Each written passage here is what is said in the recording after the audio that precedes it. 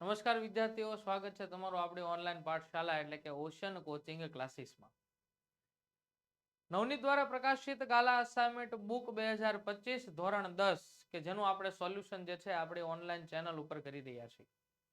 આ સોલ્યુશનની અંદર હાલ આપણે પહોંચ્યા છીએ પ્રશ્નપત્ર નંબર 6 અને એ પ્રશ્નપત્ર નંબર 6 ના સેક્શન સી નું સોલ્યુશન કરવું. આવનાર તમારે ધોરણ 10 ની બોર્ડની પરીક્ષા માટે ખૂબ જ ઉપયોગી એવું પુસ્તક કયું તો કે નવનીત દ્વારા પ્રકાશિત ગાલા અસાઇનમેન્ટ બુક 2025. એમાં આજે આપણે ચર્ચા કરવી છે જેમ મેં વાત કરી મુજબ ધોરણ 10 વિષય વિજ્ઞાન અને એમાં પણ પ્રશ્નપત્ર નંબર 6 અને પ્રશ્નપત્ર નંબર 6 ના સેક્શન સી ની એટલે કે વિભાગ સી ની અંદર જે પ્રશ્નો પૂછાણા છે એ પ્રશ્નોનું સોલ્યુશન જે છે આપણે અહીં કરવું છે. એ પહેલા જે આ બુકની ચર્ચા કરી રહ્યા છીએ કે જે ખૂબ જ મહત્વની છે શેના માટે તો કે તમારી ધોરણ 10 ની જે આવનાર બોર્ડની પરીક્ષા છે એ સંદર્ભમાં ખૂબ જ ઉપયોગી એવું આ પુસ્તક છે કયું તો કે ગાલા અસાઇનમેન્ટ બુક 2025. એની થોડીક વિશેષતાની વાત કરીએ તો કે સૌપ્રથમ તો આ બુક જે છે એ તમને ક્યાંથી મળવા પાત્ર છે તો કે હાલમાં તમે જે વિડીયો અત્યારે જોઈ રહ્યા છો આ વિડીયોની નીચે ડિસ્ક્રિપ્શનની અંદર તમને લિંક આપેલી છે ત્યાંથી પણ તમે આ બુક જે છે મેળવી શકો છો. અન્યથા નવનીતની ડાયરેક્ટ વેબસાઇટ તમને આપેલી છે શું તો કે www.navneetstore.com ત્યાંથી પણ મેળવી શકો છો. અને જો ઘરે બેઠા આ બુક મેળવવા માંગતા હો તો એના માટે થઈને તમારે મોબાઈલ નંબર આપેલો છે 7046222254. આ મોબાઈલ નંબર ઉપર સંપર્ક કરી અને આ બુક જે છે એટલે કે કઈ તો કે નવનીત દ્વારા પ્રકાશિત ગાલા અસાઇનમેન્ટ બુક 2025 ધોરણ 10 આપ ઘર બેઠા પણ મેળવી શકો છો. સાહેબ ઘરે બેઠા અમે આ બુક મેળવી શકીએ છીએ તો એનો કઈ લાભ ખરો અમને તો કે યસ આ બુકની કુલ કિંમત છે બેટા 240 રૂપિયા. કેટલી છે 240. પણ જો તમે આ નંબર ઉપર ફોન કરી અને ઘરે બેઠા આ બુક મંગાવો છો તો એ ફક્ત તમને 230 રૂપિયાની અંદર પડવાની છે. બરાબર તો આ એક આકર્ષક લાભ છે ઘરે બેઠા બુક મેળવવા માટે ફક્ત ને ફક્ત વિદ્યાર્થીઓ. વાત કરીએ આગળ કે આ બુકની એક અન્ય વિશેષતા શું છે તો કે આ બુકની અંદર ખાસ એક સ્માર્ટ ડીજી બુક તમને આપેલી છે. હવે આ સ્માર્ટ ડીજી બુક શું છે એની આપણે ચર્ચા કરીએ તો કે આ સ્માર્ટ ડીજી બુક જે છે એની વાત એવી છે કે આ સ્માર્ટ ડીજી બુક જ્યારે તમે આ અસાઇનમેન્ટ ખરીદો છો તો એની અંદર તમને ફ્રીમાં ઓનલાઈન આન્સર કી આપેલી છે. શું આપેલી છે? Answer key. અને આ આન્સર કી માટે થઈને શું કરવાનું છે સ્માર્ટ ડીજી બુક તમારા સ્માર્ટફોનની અંદર લેવા માટે શું કરવાનું છે એના માટે જ્યારે તમે આ બુક ખરીદો છો તો આ બુકના ફ્રન્ટ પેજ ઉપર એટલે કે આ બાજુ તમને એક ક્યુઆર કોડ આપેલો છે. વિદ્યાર્થીઓ આ ક્યુઆર કોડને તમે તમારા ફોન દ્વારા જે છે સ્કેન કરશો ત્યારે તમારા ફોનની અંદર એક એપ્લિકેશન ઓપન કરવા માટેની લિંક આવશે. જેવી તમે એપ્લિકેશન ડાઉનલોડ કરશો એપ્લિકેશન ડાઉનલોડ થયા બાદ એ એપ્લિકેશનને તમે ઓન કરશો એટલે કે ઓપન કરશો ત્યારે આ એપ્લિકેશનની અંદર તમારા માટે થોડીક બેઝિક ઇન્ફોર્મેશન માટેના આવી રીતે તમને આપેલું હશે. અંદર લોગિન કરવા માટે થઈને તમારી બેઝિક ઇન્ફોર્મેશન નાખવાની થશે અને આ બેઝિક ઇન્ફોર્મેશનમાં તમારો મોબાઈલ નંબર છે, તમારું નામ છે, ધોરણ 10 ના વિદ્યાર્થીઓ છે, આવી ઘણી બધી બેઝિક ઇન્ફોર્મેશન નાખ્યા બાદ લાસ્ટમાં તમને એક જે છે એન્ટર કોડ એક્સેસ કરવાનો છે. એક્સેસ કોડ જે છે એ એન્ટર કરવાનો છે.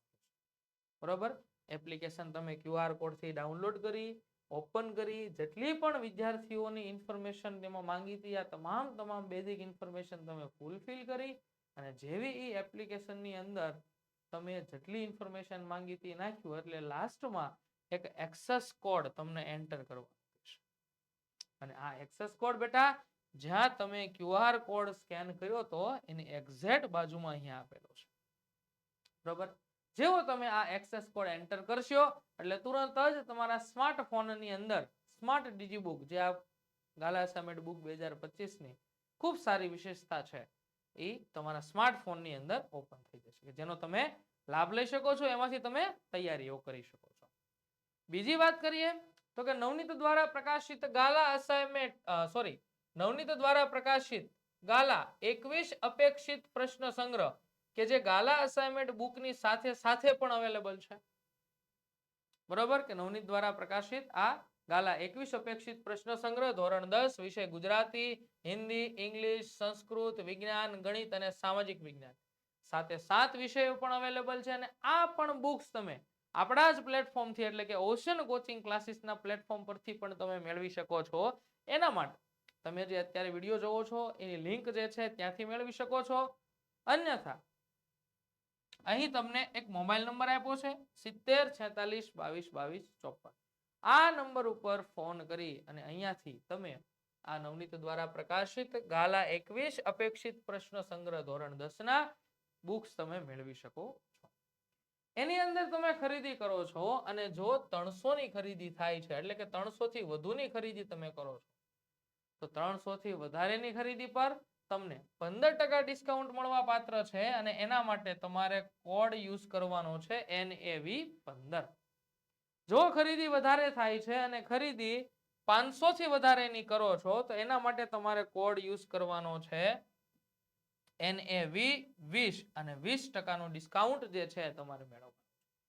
તો આ તમામે તમામ ડિસ્કાઉન્ટની ઓફર ફક્ત તમારા માટે છે. 15% 20% ડિસ્કાઉન્ટ ઓફર તમારા માટે છે. તમારે જેનો લાભ લેવાનો છે. પણ સાહેબ એવું થાય કે અમારે આ ગાલા 21 અપેક્ષિત પ્રશ્ન સંગ્રહ બુક જે છે એ બધી બુક અમારે મેળવવી છે તો એના માટે શું કરી શકે? આ બધી બુક જો તમે મેળવો છો તો એના સાથે ગાલા અસાઇનમેન્ટ બુક 2025 જે છે એ તમને એકદમ ફ્રી મળવાનું છે. બરોબર? તો આ આકર્ષક ઓફર 3 ઓફર છે. 15% ડિસ્કાઉન્ટ 20% ડિસ્કાઉન્ટ અને જો આખો સેટ તમે લ્યો છો તો આ ગાલા અસાઇનમેન્ટ બુક 2025 તમને તદ્દન ફ્રી મળશે. તો ફટાફટ જે છે આ ઓફરનો લાભ લેવાનો છે અને બનતી તૈયારીઓ સારી કરવાની છે અને આવનાર બોર્ડની પરીક્ષા માટે ખૂબ સરસ પરિણામ જે છે આપણે લાવવાનું છે. હવે ચર્ચા કરીએ પ્રશ્નપત્ર નંબર 6 અને એના સેક્શન સી. તો સૌથી પહેલો પ્રશ્ન ક્યાંથી શરૂ થાય છે તો કે પહેલા તો આપણને 38 થી લઈ 46 સુધીના ક્રમના પ્રશ્નો આપેલા છે. કુલ આપણો આ વિભાગ જે છે 18 ગુણનો રહેશે. દરેકના 6 પ્રશ્નો છે અને દરેકના 3 ગુણ રહેશે. બરોબર? ચાલો હવે આપણે શરૂ કરીએ. સૌથી પહેલા પ્રશ્ન 38 માં આપેલો છે. શું આપેલો છે કે આપેલ આકૃતિ, અહીં એક આકૃતિ આપી છે. આપેલ આકૃતિનું ધ્યાનપૂર્વક અવલોકન કરો અને નીચે આપેલા પ્રશ્નોના ઉત્તર આપો. આવી સરસ મજાની એક આકૃતિ આપી છે. આનું અવલોકન કરીને એના આધારે પૂછેલા છે 3 પ્રશ્ન અને આ 3 પ્રશ્નોના જવાબ આપણે આપવાના. જોઈએ પહેલો પ્રશ્ન કે કોપરના ભૂકાને ગરમ કરતા શું થાય છે? બેટા આની અંદર કોપરનો ભૂકો છે. આ કોપરના ભૂકાને ગરમ કરતા શું થાય છે? બીજો પ્રશ્ન કે કોપર ઓક્સાઇડનો રંગ કેવો હોય છે? આનો જવાબ આની અંદર આવી ગયો. બરોબર? ખ્યાલ આવી છે? ચાલો બીજો પ્રશ્ન છે કોપર ઓક્સાઇડનો રંગ કેવો હોય છે? ત્રીજો પ્રશ્ન ગરમ કોપર ઓક્સાઇડ પર હાઇડ્રોજન વાયુ પસાર કરતા કઈ નિપજ મળે છે? 3 પ્રશ્ન પૂછ્યા છે.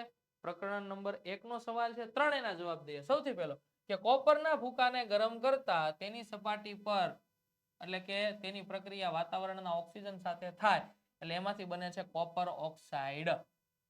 બીજો પ્રશ્ન કોપર ઓક્સાઇડનો રંગ પૂછ્યો તો કે કોપર ઓક્સાઇડનો રંગ જે છે બેટા કેવો હોય છે? કાળો. ત્રીજો પ્રશ્ન કે આ કોપર ઓક્સાઇડની હાઇડ્રોજન વાયુ સાથે પ્રક્રિયા એટલે કે હાઇડ્રોજન વાયુમાંથી પસાર કરતા શું મળે છે?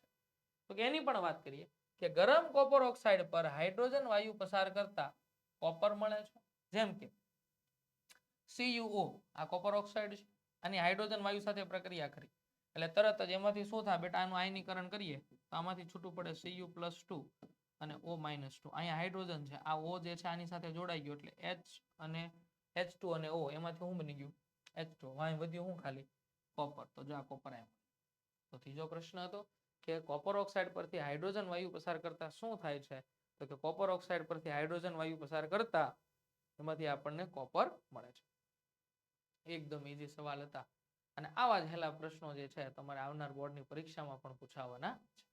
ચાલો 39મો પ્રશ્ન જોઈએ કે ધાતુના સામાન્ય ગુણધર્મો. મોસ્ટ IMP જ્યારે પૂછાય છે બેટા ત્યારે કહું છું કે ધાતુ અને અધાતુ આમ મગજમાં ઉતારી દેજો. કોક રાતે સૂતા હોય ને ત્યાંથી આવીને જગાડીને પૂછે ને બોલવા મળે ધાતુના ગુણધર્મો, બોલવા મળે ધાતુના ગુણધર્મો, તોય આવડવા જોઈએ એવા પાકા કરી નાખવાના છે. કારણ કે આ ધાતુ અને અધાતુના ગુણધર્મ પ્રકરણ નંબર 3 માંથી બેટા વારંવાર પૂછાય છે અને આપણને ખબર જ છે કે આ પૂછાય છે તો શા માટે ન કરવું. બરોબર. જોઈએ ધાતુના ગુણધર્મો શું છે. તો કે સૌથી પહેલા ધાતુઓ તેમની શુદ્ધ અવસ્થામાં ચળકાટ વાળી સપાટી ધરાવે છે, એટલે કે ચળકાટ ધરાવે છે. તે ઓરડાના તાપમાને ઘન હોય છે, પણ એની અંદર એક પારો છે. આ પારો સિવાય બધી જે છે ઓરડાના તાપમાને ઘન અને સખત હોય છે. તે તણાવપણું અને ટીપાવપણાનો ગુણધર્મ પણ ધરાવે છે. તે ઉષ્મા અને વિદ્યુતના સારા સુવાહક એટલે કે વાહક હોય છે. તેના ગલનબિંદુ ઊંચા હોય છે. તેને અથડાવાથી તે રણકાર ઉત્પન્ન કરે છે. હવે આ વસ્તુ બેટા તમે કેટલા સમયથી ભણતા આવો છો, હવે તો તમને આ વસ્તુ એકદમ કંઠસ્થ થઈ ગયેલો. બરોબર. 3 માર્ક્સ ની અંદર લ્યો આવું હેલું. બરોબર. ચાલો ત્યાર પછી 40મો પ્રશ્ન છે કે સોડિયમ ક્લોરાઇડ નું નિર્માણ સમજાવો. યસ. બરોબર. આ પણ જે છે આપણે આયનીય સંયોજનો વાળો જે ટોપિક છે, આયનીય સંયોજન. એ આયનીય સંયોજનો બાદ જે છે આવા બે અણુઓનું આપણને આપેલું છે, NaCl અને MgCl2. બે અણુઓના નિર્માણની વાત છે. આપણને NaCl પૂછ્યું છે 3 માર્ક્સમાં. જોઈએ કઈ રીતે બને. કે ધાતુમાંથી અધાતુ ઇલેક્ટ્રોન ની આપલે દ્વારા બનતા સંયોજનોને આયનીય સંયોજનો અથવા તો વિદ્યુત સંયોજક સંયોજન. મેં કીધું ને આયનીય સંયોજનોનો ટોપિક. બરાબર. કે ધાતુઓ અને અધાતુની વચ્ચે ઇલેક્ટ્રોનની આપલે થઈને જે સંયોજન બને છે એને આયનીય સંયોજન કહે છે. વ્યાખ્યા હતી. પહેલો મુદ્દો છે બેટા એની વ્યાખ્યા. પછી વાત કરી કે સોડિયમનો પરમાણ્વીય ક્રમાંક 11 છે. સોડિયમ પરમાણુની બાહ્યતમ m કક્ષામાં 1 ઇલેક્ટ્રોન છે. પહેલા તો બેટા કક્ષા કેટલી છે આપણને ખબર હોવી જોઈએ. તો બેટા કુલ 4 કક્ષા છે. K, L, M અને N. આ 4 કક્ષાઓ છે. એમાં K કક્ષાની અંદર 2 ઇલેક્ટ્રોન સમાય, L કક્ષાની અંદર 8 ઇલેક્ટ્રોન સમાય, M ની અંદર 18 સમાય અને N ની અંદર જે છે 32 સમાય. 2, 8, 18 અને 32 આવો ક્રમ આપણે યાદ રાખવાનો છે. આની અંદર પણ છે, કારણ કે કક્ષાઓ જે છે એ કક્ષકથી બને. કક્ષકો કઈ છે તો કે S, P, D અને F. S કક્ષકની અંદર 2 ઇલેક્ટ્રોન સમાય, P કક્ષકની અંદર 6 સમાય, D કક્ષકની અંદર 10 ઇલેક્ટ્રોન સમાય અને F કક્ષકની અંદર 14 ઇલેક્ટ્રોન સમાય. એના આધારે K, L, M અને N કક્ષાઓ છે અને આ કક્ષાઓની અંદર કેટલા ઇલેક્ટ્રોન સમાય મેં આ કહી દીધું 2, 8, 18 અને 32. ચાલો એમાં આપણને એવું કીધું કે સોડિયમનો પરમાણ્વીય ક્રમાંક 11 છે, એટલે કે 11 નંબર ઉપર છે અને સોડિયમની બાહ્યતમ m કક્ષામાં 1 ઇલેક્ટ્રોન છે. ઇલેક્ટ્રોન રચના તમે સોડિયમની લખો ને બેટા તો શું થાય તો કે જો આ K કક્ષા, આ L કક્ષા અને આ M કક્ષા. પહેલી કક્ષામાં 2 છે, બીજામાં 8 છે અને ત્રીજામાં 1 છે. તો ખબર પડી બાહ્યતમ કક્ષા કઈ થઈ? છેલ્લી કક્ષા M થઈ અને M ની અંદર કેટલા છે? 1 ઇલેક્ટ્રોન. બીજું સોડિયમ પરમાણુ M કક્ષાનો 1 ઇલેક્ટ્રોન ગુમાવીને સોડિયમ ધન આયન બને છે અને ઉમદા વાયુ Ne એટલે કે નિયોન જેવી અષ્ટક રચના પ્રાપ્ત કરે છે. હવે આને અષ્ટક રચના પ્રાપ્ત કરવા માટે બાહ્ય કક્ષામાં 1 વધે છે, કારણ કે અષ્ટકનો નિયમ એવો છે કે કોઈ પણ તત્વની બાહ્ય કક્ષામાં 8 ઇલેક્ટ્રોન થાય તો એ અષ્ટકના નિયમનું પાલન કરે છે અને એ નિષ્ક્રિય વાયુ જેવું થશે. ચાલો નિષ્ક્રિય વાયુ જેવું થશે. તો અહીંયા શું થયું કે આની સોડિયમની આપણે ઇલેક્ટ્રોન રચના લખી તો શું આવી ભાઈ? 2, 8 અને 1 આવી. હવે આની છેલ્લી કક્ષામાં 1 જ છે, 7 ઘટે છે. હવે 7 કોઈ આપે નહીં, 7 કોઈ આપે નહીં. એની કરતા એવું છે કે એક આ કોકને આપી દેવાય તો આપણી છેલ્લી કક્ષા આ થઈ ગઈ સોડિયમની, એટલે 8 આવી ગયા એટલે થઈ જાય કે નહીં નિષ્ક્રિય? તો ક્યાં થઈ જાય. તો સોડિયમ શું કરે તો કે સોડિયમ જે છે એ પોતાનો 1 ઇલેક્ટ્રોન ગુમાવે અને 1 ઇલેક્ટ્રોન ગુમાવીને એ સોડિયમમાંથી સોડિયમનો ધન આયન બને. જેવો સોડિયમનો ધન આયન બને એટલે આની ઇલેક્ટ્રોન રચના શું થાય તો કે 2 અને 8. અને આ 2, 8 કોની ઇલેક્ટ્રોન રચના છે તો 2, 8 જે છે એના નજીકનો નિષ્ક્રિય વાયુ નિયોન જેવી ઇલેક્ટ્રોન રચના પ્રાપ્ત કરે. નિયોન જે છે argon, neon, krypton, xenon, radon આ બધા જે છે એ નિષ્ક્રિય તત્વો છે. બરોબર. હિલિયમ થી શરૂ કરો, helium, neon, argon, krypton, xenon, radon આ બધા નિષ્ક્રિય છે. હવે શું થાય કે 1 ઇલેક્ટ્રોન ગુમાવીને એમાંથી સોડિયમનો ધન આયન બને અને સોડિયમનો ધન આયન એના નજીકના ઉમદા વાયુ નિયોન જેવી ઇલેક્ટ્રોન રચના પ્રાપ્ત કરે. જો અહીંયા આ 1 ઇલેક્ટ્રોન એને ગુમાવ્યો એટલે હવે એમાંથી સોડિયમનો જે ધન આયન બન્યો એની ઇલેક્ટ્રોન રચના કેટલી થઈ ગઈ? 2 અને 8 થઈ ગઈ, 1 વયો ગયો. બરોબર. હવે જો શું થાય છે કે જે આ જ પ્રમાણે ક્લોરીન પરમાણુનો પરમાણુ ક્રમાંક 17 છે. ક્લોરીન છે જે બેટા એનો પરમાણુ ક્રમાંક કેટલો છે? 17. એટલે એની ઇલેક્ટ્રોન રચના શું થાય તો કે 2, 8 અને 7 થાય. આ K, આ L અને M એટલે તમે જુઓ M કક્ષામાં કેટલા ઇલેક્ટ્રોન થયા? 7 થયા. હવે ક્લોરીન પરમાણુ જે છે એની બાહ્યતમ M કક્ષામાં 7 ઇલેક્ટ્રોન છે. કેટલા છે? 7. સોડિયમ દ્વારા ગુમાવેલ એક ઇલેક્ટ્રોન ક્લોરીન મેળવી અને ક્લોરાઇડ ઋણ આયનમાં રૂપાંતર. આને પણ પોતાની છેલ્લી કક્ષામાં 8 કરવા છે. કેટલા છે? 7 છે. 8 હું કામ કરવા છે? તો કે નિષ્ક્રિય થવું છે, અષ્ટકના નિયમનું પાલન કરવું છે. તો 7 છે, એક ઘટે છે. સોડિયમને એક વધતો હતો, ક્લોરીનને એક ઘટે છે. બંને અરસપરસ, એટલે કે શું કર્યું? સોડિયમે પોતાનો ઇલેક્ટ્રોન કોને આપ્યો? ક્લોરીનને. એટલે ક્લોરીન જે છે પોતે એક ઇલેક્ટ્રોન સોડિયમ દ્વારા ગુમાવવાનો હતો એ મેળવે, એટલે છેલ્લી કક્ષામાં 8 થઈ ગયા. એટલે આ ક્લોરીન માંથી બની ગયો ક્લોરીનનો ઋણ આયન ક્લોરાઇડ. શું બની ગયો? ક્લોરાઇડ. બરોબર. અને ક્લોરાઇડ જે છે બને એટલે તરત જ ક્લોરીન પોતાની નજીકનો ઉમદા વાયુ છે આર્ગન. બરાબર. આ આર્ગન જે છે એની ઇલેક્ટ્રોન રચના છે 2 8 અને 8. ક્લોરીન ની શું હતી? તો કે 2 8 અને 7 હતી. એક એને ઇલેક્ટ્રોન મેળવ્યો એટલે છેલ્લે પણ 8 થઈ ગયા, એટલે શું થાય? 2 8 અને 8 થઈ ગઈ. એ પણ નિષ્ક્રિય થઈ ગયું. તો આવી રીતે ક્લોરીન જે છે એક ઇલેક્ટ્રોન મેળવે છે ને એમાંથી ક્લોરાઇડનો ઋણ આયન બનાવે છે. તો હવે શું થાય? તો કે સોડિયમનો ધન આયન અને ક્લોરાઇડનો ઋણ આયન વિરુદ્ધ વીજભાર ધરાવતા હોવાથી તેઓ એકબીજાને આકર્ષે છે અને સ્થિર વિદ્યુત આકર્ષણ બળથી જકડાઈને સોડિયમ ક્લોરાઇડ એટલે કે NaCl બનાવે છે. થાય છે હું? તો કે અહીંયા Na જે છે આનો ધન આયન સોડિયમ અને ક્લોરાઇડનો ઋણ આયન બંને એકબીજા સાથે જોડાઈને એમાંથી શું બને છે? NaCl બનાવે છે. જો આ નીચે પ્રક્રિયા આપેલી છે, અહીંયા સોડિયમનો ધન આયન છે, ક્લોરીનનો ઋણ આયન છે, બંને એકબીજા સાથે જોડાણા એટલે એમાંથી શું બની ગયું? NaCl બની ગયું. આ મુજબ જે છે તમારે 3 માર્ક્સ ની અંદર એકદમ હેલો આવું બંધારણ પૂછાય કે ક્લોરાઇડ અણુ સ્વરૂપે નહીં પરંતુ વિરુદ્ધ વીજભાર આયનોના સમુદાય સ્વરૂપે અસ્તિત્વ ધરાવે છે. Na+ અને Cl- આયનો વચ્ચે બનતા બંધને આયનીય આયનોની વચ્ચે બનતો બંધ છે બેટા, એટલે એને આયનીય બંધ તરીકે આપણે 3 માર્ક્સ ની અંદર આ પ્રશ્ન છે. 41મો પ્રશ્ન છે કે મનુષ્ય મગજ તેના વિવિધ ભાગો કાર્ય સાથે વર્ણવો. મનુષ્યના મગજની વાત છે. બરોબર. જોઈએ મનુષ્ય મગજમાં શું આવે છે. તો કે મનુષ્ય મગજના સૌથી પહેલા તો મુખ્ય 3 ભાગો છે: અગ્ર મગજ, મધ્ય મગજ અને પશ્વ મગજ. ઘણા એમ કે સાહેબ બે જ છે ને, મોટું મગજ ને નાનું મગજ. ભાઈ એ આપણા માટે વિજ્ઞાનમાં 3 ભાગ છે. કેટલા છે? 3. અગ્ર, મધ્ય અને પશ્વ મગજ. ઘણા અહીંયા કોઈક મારે તો કે એ નાનું મારતો આ નાનું મગજ છે, તો આપણને આ નાનું છે તો આ મોટું છે એવું થતું હોય છે ને. પણ નાના મોટા એ મગજના પ્રકારો નથી. અગ્ર મગજ, મધ્ય મગજ અને પશ્વ મગજ આ મગજના 3 પ્રકારો છે. ત્રણે પ્રકારોની ચર્ચા કરીએ.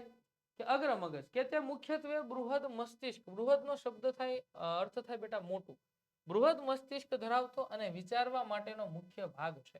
તે વિવિધ ગ્રાહી એકમોથી સંવેદનાઓ મેળવવા માટેના વિસ્તારો આવેલા છે. તેમાં અગ્ર મગજમાં શ્રવણ, ધ્રાણ, ધ્રાણ એટલે કે ગંધની વાત છે, શ્રવણ, ધ્રાણ અને દ્રષ્ટિ વગેરે માટેના વિશિષ્ટીકરણ પામેલા અલગ અલગ વિસ્તારો હોય છે. બરોબર.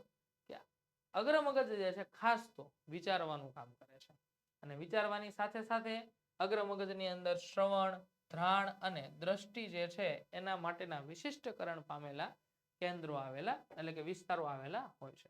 તેમાં સહનિયમન માટેના સ્વતંત્ર ક્ષેત્રો હોય છે. આ વિસ્તારોમાં વિવિધ ગ્રાહી એકમોમાંથી પ્રાપ્ત થતી માહિતીઓ તેમજ મગજમાં સંગ્રહાયેલી માહિતીઓને સંકલિત કરી સંવેદનાઓનું અર્થઘટન કરવામાં માહિતીના અર્થઘટન બાદ કેવી રીતે પ્રતિચાર કરવો તે માટે નિર્ણય લેવામાં આવે છે.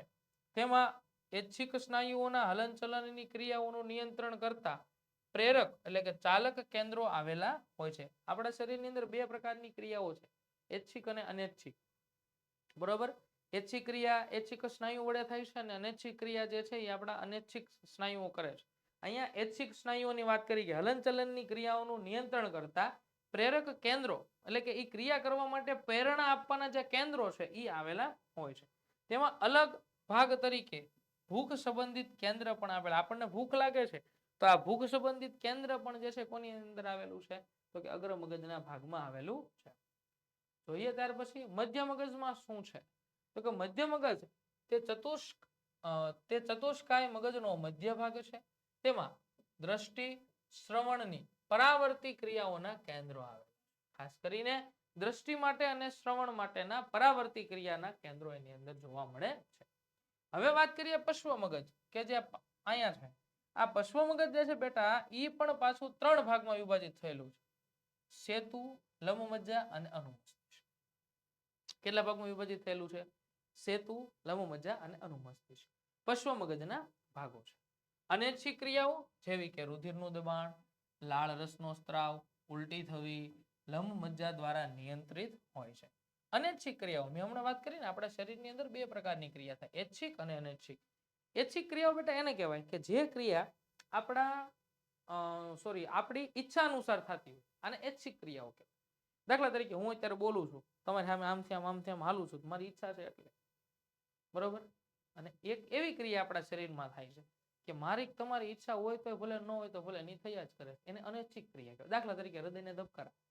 હું એમ કહી દઉં ભાઈ હાલ મારું હૃદય આજ થાકી ગયું છે, થોડોક આરામ કરી લે, મારી ઈચ્છા છે તો અત્યારે બંધ થઈ જતી, બંધ થઈ જાય. શ્વાસોશ્વાસની ક્રિયા ઈચ્છા અનુસાર હાલે તો માણસ કોઈ મરે જ નહીં. ઈચ્છા મૃત્યુનું વરદાન મળી જાય ને. આંખના પલકારા, છીક આવવી, લાળ રસનું ઝરવું, બરોબર. આપણો મનગમતો ખોરાક આપણે આમ નજીક હોય ને આપણે એમ થાય ગમે એટલું કંટ્રોલ કરીએ, લાળ રસ મોઢામાં ન આવવો જોઈએ, પણ એવું બને, એ ગમે એ કરો થાય જ. આ અનૈચ્છિક ક્રિયા. તો કેટલીક એવી અનૈચ્છિક ક્રિયાઓ છે કઈ? તો કે રુધિરનું દબાણ, લાળ રસનો સ્ત્રાવ, ઉલટી થવી વગેરે જે છે એ પશ્વ મગજના લંબમજ્જા દ્વારા નિયંત્રિત હોય છે. અનુમસ્તિષ્ક ઐચ્છિક ક્રિયાઓની ચોકસાઈ અને શરીરના સમસ્થિતિ એટલે કે સંતુલન માટે જવાબદાર હોય છે. બરોબર. અનુમસ્તિષ્કનો ભાગ જે છે એ ખાસ કરીને તો શરીરના સંતુલન માટે જે છે કાર્યરત હોય છે. આવી રીતે 41મો પ્રશ્ન આપણને પૂછ્યો. વાત કરીએ પ્રશ્ન નંબર 42. શું આપેલું છે? પ્રકરણ નંબર 7 પ્રજનન વાળા પ્રકરણનો આ પ્રશ્ન છે. પ્રશ્ન એવો છે કે પુષ્પ એટલે શું? વનસ્પતિના પ્રજનન અંગને પુષ્પ કહે છે. બરોબર. એટલે એવું પણ આવે, વનસ્પતિનું પ્રજનન અંગ છે પુષ્પ. પહેલો પ્રશ્ન એવો છે કે પુષ્પ એટલે શું? પુષ્પના પ્રજનન ભાગો અને તેના આધારે પુષ્પના પ્રકાર સમજાવો. તો 3 વસ્તુ અલગ અલગ પૂછી. પહેલા તો પુષ્પ એટલે શું, બીજું પુષ્પના પ્રજનન ભાગો કયા, અને એના આધારે પુષ્પના તમારે પ્રકારો સમજાવવાના છે. જોઈએ કે સપુષ્પી વનસ્પતિઓ મુખ્યત્વે આવૃત બીજધારી લિંગી પ્રજનન અંગને પુષ્પ કહે છે. મેં કીધું હતું ને પ્રજનન અંગને શું કહેવામાં આવે છે? વનસ્પતિના મુખ્ય 3 અંગો છે, મૂળ, પ્રકાંડ અને પર્ણ. પણ જો પ્રજનન અંગ પૂછે ને તો એ પુષ્પ છે. બરોબર. લિંગી પ્રજનન માટે. ચાલો ત્યાર પછી જોઈએ કે પુષ્પના ભાગો કયા કયા? તો કે પુષ્પની અંદર ખાસ કરીને વજ્રપત્ર, દલપત્ર, પુકેસર અને સ્ત્રી કેસર છે. આ પૈકી પુકેસર અને સ્ત્રી કેસર એ જે છે એ પ્રજનન ભાગો છે. બરોબર. અને એના આધારે પુષ્પના પ્રકાર પડ્યા છે. સૌથી પહેલું જે છે વાત કરીએ પુકેસર, પહેલા હું છે એની ચર્ચા કરીને પછી એના ભાગો તરફ જાય. તો કે તે નર પ્રજનન ભાગ છે, જનન અંગ છે. તે તંતુ અને પરાગાશયનો બનેલો હોય છે. પરાગાશય પરાગરજનું નિર્માણ કરે છે અને પરાગરજ સામાન્ય રીતે પીળા રંગની હોય છે. પુકેસર શું છે? તો કે પુકેસર એક નર જનન ભાગ છે કે જેની અંદર નર જનન કોષો રહેલા છે. અને આ નર જનન કોષો જે પુષ્પના છે ને બેટા એને પરાગરજ કહેવાય. શું કહેવાય? પરાગરજ. એ પરાગરજનો સંગ્રહ કરતી એક રચના છે જેને કહેવામાં આવે છે પરાગાશય. શું કહેવામાં આવે? પરાગાશય. અને આ પરાગાશયની અંદરથી પરાગરજ જે છે એ બહાર નીકળે છે, એટલે કે એ પીળા રંગની હોય. બરોબર. આ કીધું ને કે પરાગાશય પરાગરજનું નિર્માણ કરે છે અને પરાગરજ સામાન્ય રીતે પીળા રંગની હોય. એ પીળા રંગની હોય. બીજું એનો વહન અલગ અલગ 3 રીતે થાય, પણ અહીંયા પૂછ્યું નથી એટલે આપણે એની ચર્ચામાં નથી જવું. બીજો ભાગ આપણે જોઈએ સ્ત્રી કેસર. અને આ બે પ્રજનન ભાગના આધારે આપણે પુષ્પના પ્રકાર જોવાના. સ્ત્રી કેસર કોને કહેવાય? કે તે માદા પ્રજનન અંગ છે. ઓલો નર પ્રજનન અંગ હતું, આ કેવું છે? માદા પ્રજનન અંગ છે. તે પુષ્પના મધ્યમાં ગોઠવાયેલું હોય છે. તે 3 ભાગોથી રચાયેલું હોય છે. અંડાશય કે જે તલસ્થ એટલે કે છેડાનો ફૂલેલો ભાગ છે. બીજું પરાગ વાહિની, બરોબર, કે એ મધ્યમાં આવેલી લાંબી નળી જેવી રચના છે. અને ત્યારબાદ પરાગાસન કે જે સૌથી ઉપર આવેલી આસન જેવી રચના છે, ત્યાં આવીને પરાગરજ બેહવાની છે. બરોબર. અંડાશય, પરાગવાહિની અને પરાગાસન. પરાગાસનમાં શું છે? તો કે ચિકાસયુક્ત અગ્રભાગ છે. અંડાશયમાં અંડક હોય છે અને પ્રત્યેક અંડકમાં એક અંડકોષ આવેલો હોય છે.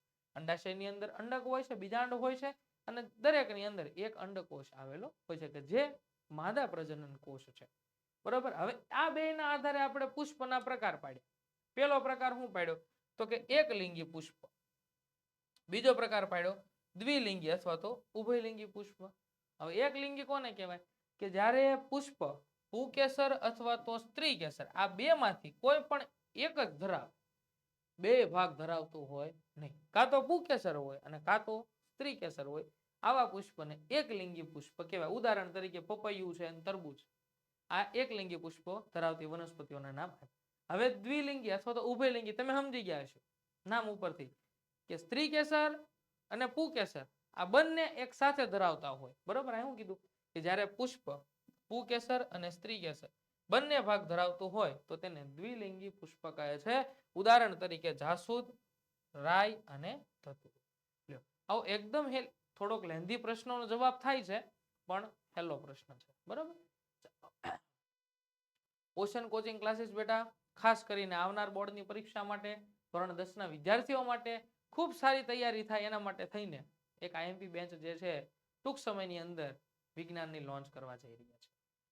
આ બેન્ચનું નામ છે આઈએમપી બેન્ચ અને આ બેન્ચની અંદર તમને કેટલાક બેનિફિટ મળવાના છે કે જે તમારા ધોરણ 10 ની આવનારી બોર્ડની પરીક્ષા માટે ખૂબ એટલે ખૂબ જ લાભદાયી, ખૂબ જે છે એ તમને મદદરૂપ નીવડે એવા છે.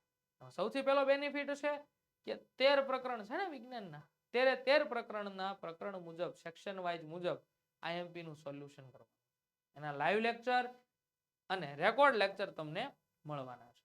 લાઈવ લેક્ચર કદાચ તમે ચૂકી જાવ છો તો એનો રેકોર્ડ લેક્ચર પણ તમને એમાં મળવાનો છે. ત્યારબાદ આકર્ષક પ્રેઝન્ટેશન અને સમજાવટ તમને મળવાનું છે, જે પીપીટી તમે ભણવાના છો એનું.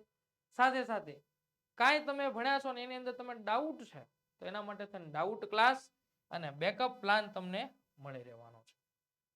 તેમ છતાં કાંઈક એવો પ્રશ્ન છે કે જે તમને સમજાણો નથી અથવા તો જેની અંદર તમને કાંઈક ક્વેરી છે તો એના માટે થઈને શું કરવું તો કે આપણી આઈએમપી બેચની અંદર સૌથી સારામાં સારી સવલત તમને મળવાની છે કે 24/7 તમને વોટ્સઅપ સપોર્ટ મળવાનો.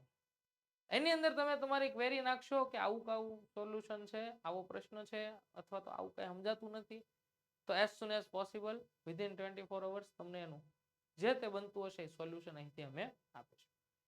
આ ઉપરાંત સૌથી સારામાં સારી બાબત કે પ્રીવિયસ યરના પેપર સોલ્યુશન જે છે એ તમને આપણે સોલ્વ કરીને અહીં આપવાના છે અને આ તમામે તમામ જે કાંઈ પણ આઈએમપી છે, પેપર છે, આ બધાનું કલરફુલ પીડીએફ મટીરિયલ તમને એકદમ વાંચવા માટે ફ્રીમાં આપવાનું છે.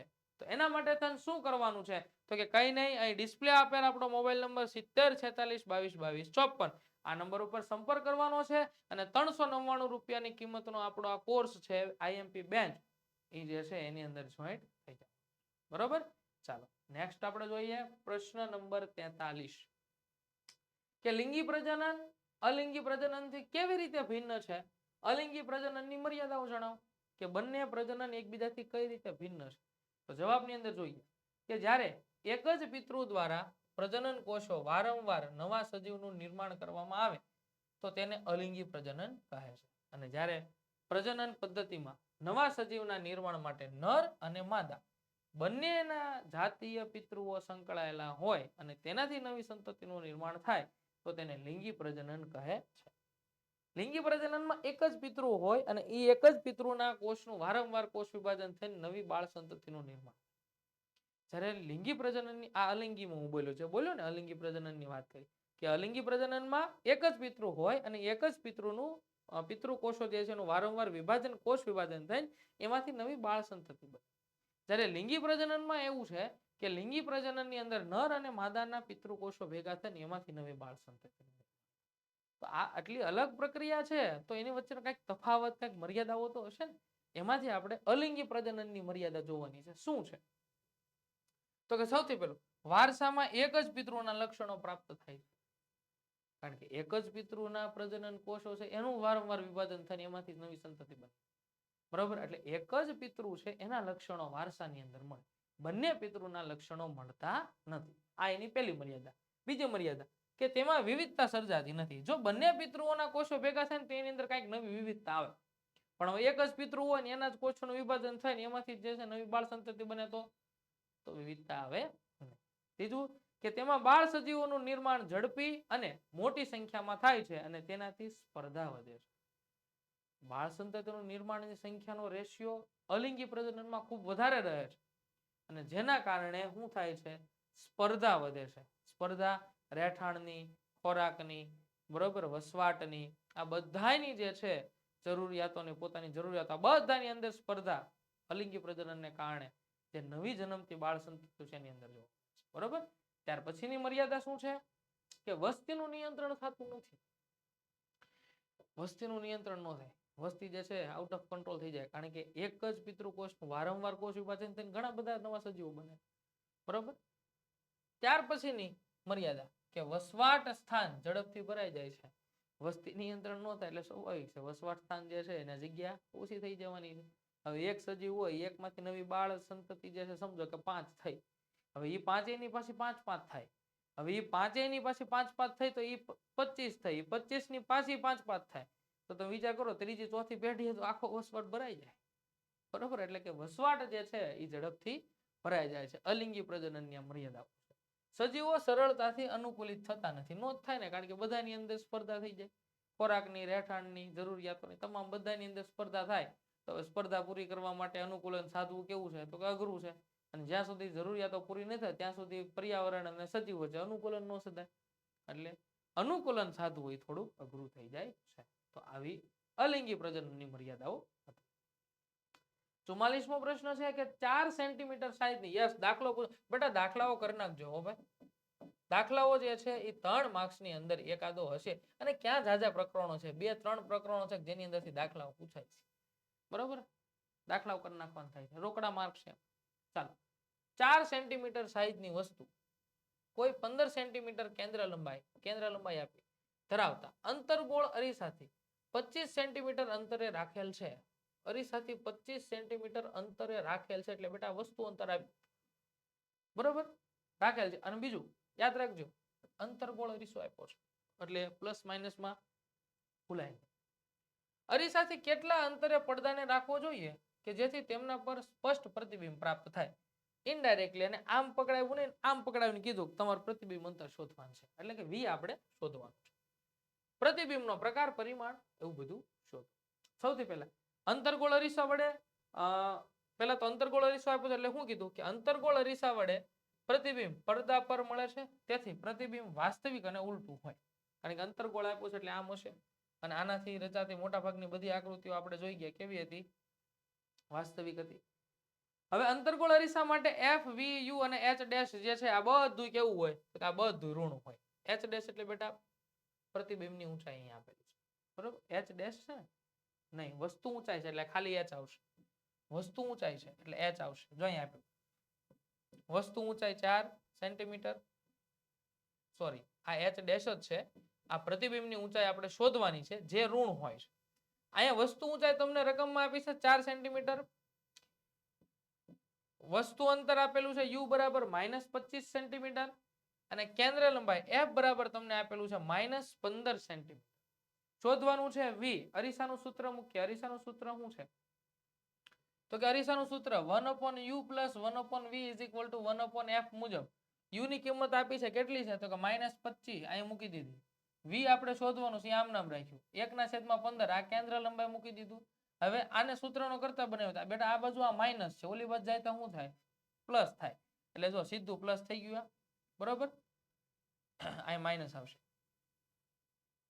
એટલે -1/15 પ્લસ 1/25 હવે આ નીચેનો છેદ સરખો કરવો છે તો એના માટે શું કરી શકાય બરોબર તો અહીંયા જે છે છેદ સરખો કરવા માટે થઈને આપણે શું કરશું તો કે આને આપણે કેટલા વડે ગુણશું 3 વડે સોરી 15 × 5 = 75 5 વડે અને આને આપણે 3 વડે ગુણશું એટલે અહીંયા 3 ગુણાશે અને અહીંયા 5 ગુણાશે 15 × 5 = 75 અને 25 × 75 બેનો છેદ સરખો થઈ ગયો 5 અહીંયા ગુણ્યા એટલે 5 × 5 એટલે -5 વત્તા અહીંયા 3 વધ્યા હવે -5 + 3 એટલે આમાં બાદબાકી થાય બાદબાકીમાં મોટાની નિશાન આગળ આવશે એટલે -2/75 પણ આ 2/75 જે છે એ આપણને 1/v બરાબર મળ્યું કોના બરાબર મળ્યું 1/v તો v બરાબર શું થાય તો કે v બરાબર સીધું આપણને મળે 37.5 એટલે આને ઉલટાવી નાખીએ શું થઈ જાય એટલે -75/2 અને -75/2 કરો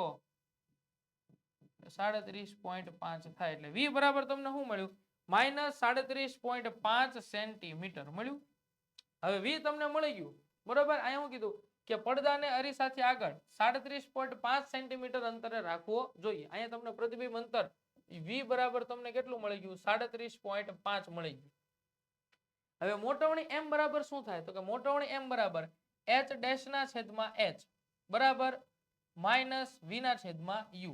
હવે આ h ડેશ ના સૂત્રનો કરતા બનાવો તો h ડેશ બરાબર v into h upon u. આવું થાય કે ન થાય તો કે આવું થાય, કારણ કે આપણને રકમની અંદર વસ્તુની ઊંચાઈ h આપણને આપેલી છે 4 સેન્ટીમીટર આપી છે. હવે v બરાબર બેટા કેટલું મેળવું આપણે તો કે -37 આગળ માઇનસ આમ નામ કારણ કે આ માઇનસ જો આના છે ગુણ્યા 4 ભાગ્યા -25 u બરાબર -25 આપણને આપ્યું છે. ચાલો હવે શું કરીએ તો કે આ બેનો પહેલા ગુણાકાર કર્યો એટલે જવાબ શું આવ્યો 150 એટલે -150 ના છેદમાં -25 આગળ માઇનસ તો છે એટલે જવાબ શું આવ્યો માઇનસ માઇનસ પ્લસ થઈ ગયા પણ અહીંયા આગળ માઇનસ છે એટલે h ડેશ બરાબર શું આવ્યો તો કે h ડેશ બરાબર -6 સેન્ટીમીટર જવાબ આવ્યો. કેટલો આવ્યો -6 સેન્ટીમીટર. તો કહેવાનો અર્થ એ તો કે પ્રતિબિંબની ઊંચાઈ તમને કેટલી મળી 6 સેન્ટીમીટર મળે એટલે કે પ્રતિબિંબ થોડુંક વસ્તુ કરતા મોટું એટલે વિવર્ધિત મળે છે. એટલે અહીંયા તમને વસ્તુનું પ્રતિબિંબ વાસ્તવિક અને વિવર્ધિત એટલે કે મોટું મળે. એટલે આવો દાખલો હેલો એકદમ પૂછાય બરોબર. ચાલો ત્યાર પછી 45મો પ્રશ્ન જોઈએ કે ગોલીય અરીસા વડે થતા પરાવર્તન માટેની નવી કાર્ટેશિયન સંજ્ઞા પ્રણાલી સમજાવો. બરોબર. કાર્ટેશિયન સંજ્ઞા પ્રણાલી તમને પૂછાણી છે એના માટે થઈને યાદ શું રાખવાનું છે ગમે તારે કાર્ટેશિયન સંજ્ઞા પ્રણાલી પૂછાય તો બેટા એના માટે 4 વસ્તુ યાદ રાખવાની. એક આ મુખ્ય અક્ષ છે, આ મુખ્ય અક્ષની ઉપર જાય તો કેવું લેવાય તો કે હંમેશા ધન લેવાય. મુખ્ય અક્ષની નીચે આવી તો હંમેશા કેવું લેવાય તો કે ઋણ લેવાય. આ બે વસ્તુ યાદ રાખવાની.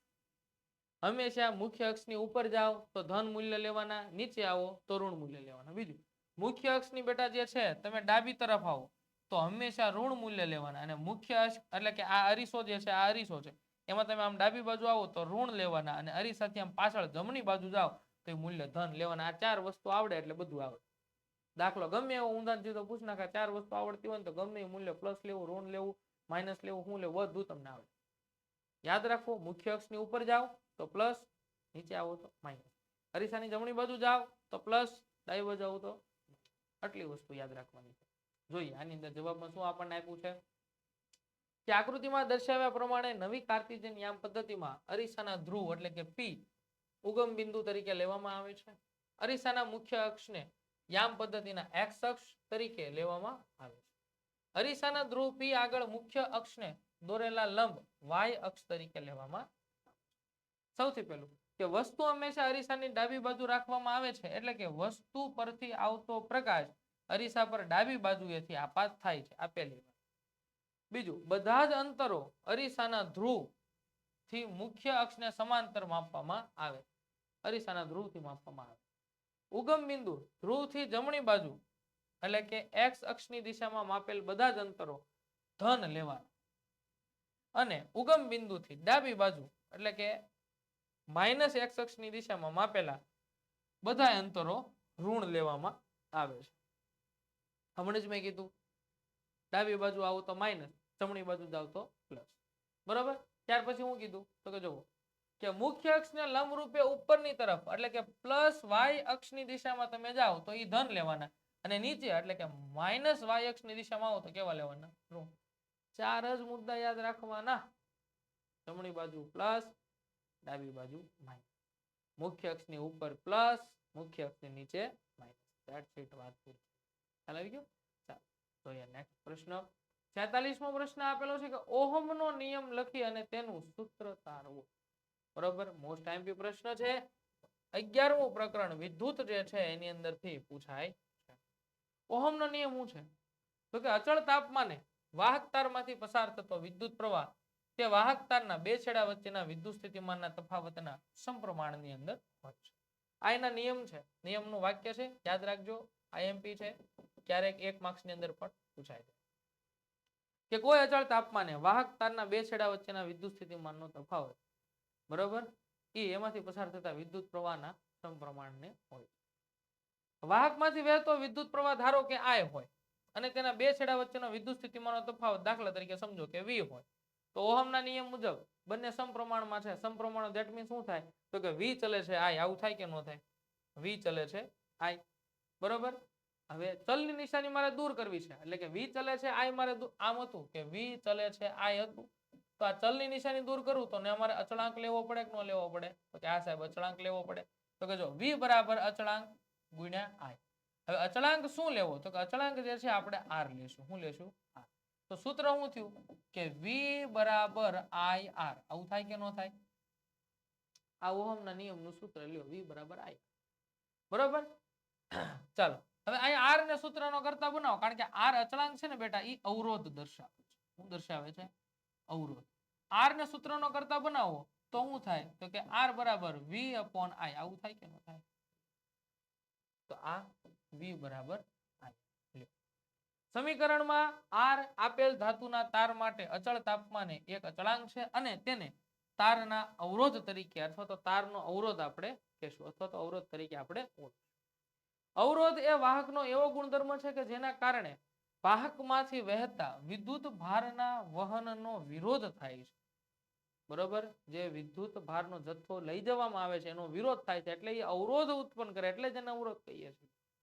અવરોધનો SI એકમ ઓહમ છે કે જે ઓહમ નામના વૈજ્ઞાનિક, બરોબર, એના ઓલામાં લેવામાં આવ્યો છે યાદમાં. તેની સંજ્ઞા ગ્રીક અક્ષર ઓમેગા, એની સંજ્ઞા જે છે ગ્રીક અક્ષર એક છે જેનું નામ છે ઓમેગા, એ ઓમેગા જે છે એ આ સંજ્ઞા એની લેવામાં આવે છે. અને ઓહમના નિયમ અનુસાર અવરોધ r ને તમે સૂત્રનો કરતા બનાવો, મેં શું કીધું r બરાબર v ના છેદમાં i. આવું થાય કે ન થાય? લ્યો આ ઓહમના નિયમની ચર્ચા પૂરી. તો આ સાથે આપણે પ્રશ્નપત્ર નંબર 6 જે છે એના સેક્શન સી નું સોલ્યુશન પણ અહીં પૂર્ણ કરીએ છીએ. આઈ હોપ કે તમને આની અંદર સમજૂતી વ્યવસ્થિત અને એકદમ સારી રીતે મળ્યું છે. આવી તમામે તમામ આપણા વિજ્ઞાન વિષયની જાણકારી અને અપડેટ માટે થઈને આપણા વોટ્સએપ ગ્રુપની અંદર જોઈન થઈ જવાનું છે, જેનો નંબર છે 7046222254. સાથે વચ્ચે જે આપણે આઈએમપી બેચની વાત કરી છે, આ આઈએમપી બેચની અંદર પણ જોઈન થવા માટે અને વધારે માહિતી મેળવવા માટે સાથે સાથે જે પણ આપણે અગાઉ બુકની વાત કરી હતી, ગાલા અસાઇનમેન્ટ બુક છે, ત્યારબાદ ગાલા 21 અપેક્ષિત પ્રશ્ન સંગ્રહની બુક છે, તે પણ મેળવવા માટે આપણા મોબાઈલ નંબર 7046222254 પર સંપર્ક કરવાનો છે. અને હવે પછી મળશું આપણે સેક્શન સી અહીંયા પૂર્ણ થાય છે. હવે પછી અગાઉના વિડીયોની અંદર આગળના વિડીયોમાં આપણે સેક્શન ડી તરફ જઈશું. તમારે ઘણી બધાની કમેન્ટ્સ હું વાંચું છું, એની અંદર તમે લખો છો કે સાહેબ સેક્શન ડી મૂકો, તો હવે આપણે જે છે સેક્શન ડી તરફ જવાના છીએ. ત્યાં સુધી બધાને જય હિન્દ, જય ભારત.